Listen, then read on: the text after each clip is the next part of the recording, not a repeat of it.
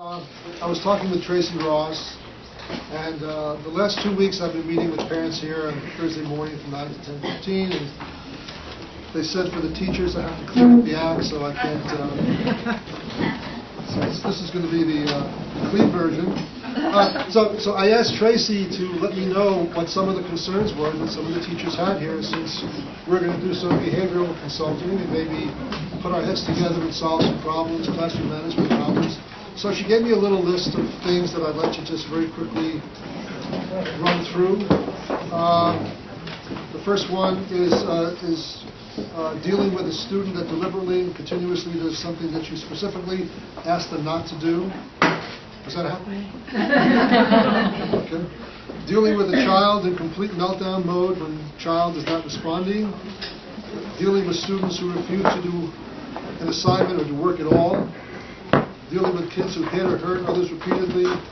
Help getting children to quickly clean up.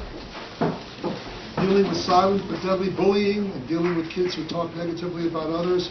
Helping remaining objective with tone when disciplining. I guess that's your tone or someone's tone that contributed here. Dealing with younger children, dealing with behavior situations during class time without interrupting the flow of the class.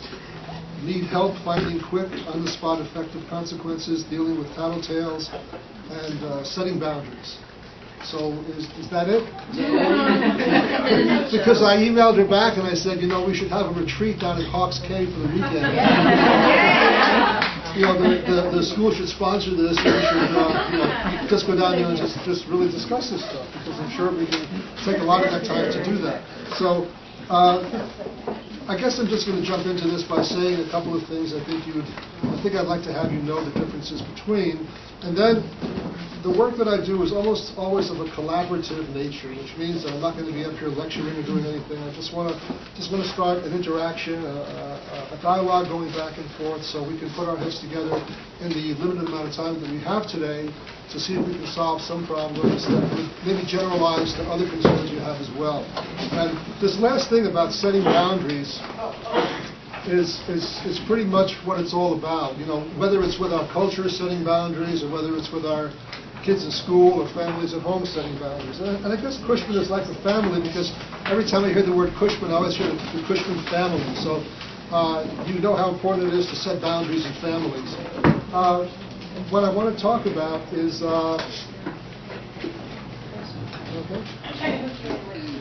hook me in. Should I raise that? Am I going to have to hold that? There, instead of the ventilator, maybe? Listen to CNN or something like that?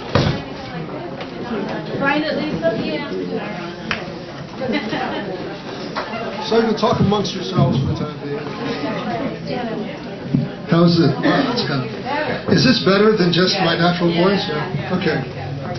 All right. So as I was saying, I'm not going to repeat the whole list here, but we're going to talk about some boundaries and the importance of setting boundaries. And like when you go to the amusement park and you take the kids, or you go yourself and you like some of these rides. If you get onto one of these rides, there doesn't have to be a sign that says, please remain seated throughout the ride. Because when you get into the ride, just before it starts, this thing comes over you, and it literally binds you and locks you into the ride. So there's no ifs, ands, or buts. And so these rides have these contingencies, whereby these contingencies shape our behavior. They shape our behavior because we can't do anything other than what the contingency says. It says, stay put.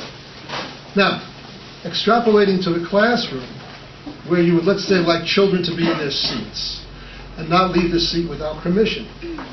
In a perfect world, we would have a budget that allows us to put these little devices in every classroom. I think about this, believe me. And so the child just sits down, and for that period, this little thing comes over him, and he is locked into the seat. You never have to say, get back in your seat, where are you going? You're supposed to ask permission. These contingencies will shape the child's behavior. Unfortunately, most of the world does not operate with contingencies. We operate with rules. You know, there are two ways to control behavior, to affect behavior. Contingencies, like I just described, they shape behavior. You know, if you're going on like if you're leaving a car rental agency, for example, and it says, do not enter. There's a sign that says, do not enter. I mean, for years people would enter because it was a shortcut, they'd go around. They finally wised up when they set up a contingency, which are these little metal spikes coming out of the ground, you know, facing you as you enter when you're not supposed to enter. I haven't seen anybody enter because of these little metal spikes. You know, so if the world could be set up like that, if red light runners, for example, you know, you're not supposed to run a red light, you're not supposed to speed. In Paris, the periphery goes around Paris like a beltway. There's the interior, the exterior. The speed limit has been 80 kilometers for a long time. When they could, the Parisians would speed like crazy. Recently, they set up these little cameras, a little radar, and you would never know when it's operating, okay? You see it pop up, and what it did is it reinforced this rule of the speed limit is 80 kilometers. They give you some leeway in there, but if you break the rule, if you broke it previously, it wouldn't matter because there was no consequence. There weren't that many police there, and you just do what you want. Now, 2 days later, you get a little envelope in the mail, a little photo, and a little thing that says, you speeded, and here it is, and here's your photo, and here's this, and it's 100 euros. So these kinds of things have stopped speeding on the periphery. In your classrooms, we do not have these contingencies that shape children's behavior. We have rules. And what makes rules effective are the consequences attached to the rules. If there are no consequences, forget about the rule. It's going to be totally ignored.